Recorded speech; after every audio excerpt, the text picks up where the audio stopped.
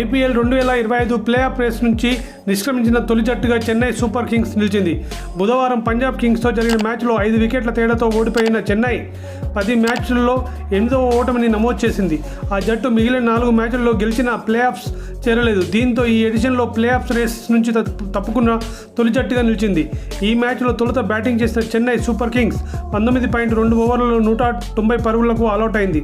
19వ ఓవర్లో 4 వికెట్లు తీసిన చాహల్ చెన్నై జట్టుకు భారీ స్కోర్ చేయకుండా అడ్డుకున్నాడు. అనంతరం పంజాబ్ కింగ్స్ 19.4 ఓవర్లలో 5 వికెట్లు కోల్పోయి లక్ష్యాన్ని ఛేదించింది. Shreyas Iyer player of the మ్యాచ్గా నిలిచాడు. ఓ సీజన్లో సొంత మైదానమైన చెపాక్లో అత్యధిక మ్యాచ్లను చెన్నై ఓడిపోయింది. ఈ ఎడిషన్లో ఇప్పటివరకు చెపాక్లో ఆడిన 6 మ్యాచ్లలో 5 ఓడిపోయింది. అంతకుముందు 2008లో 7 మ్యాచ్లలో 4 ఓడింది.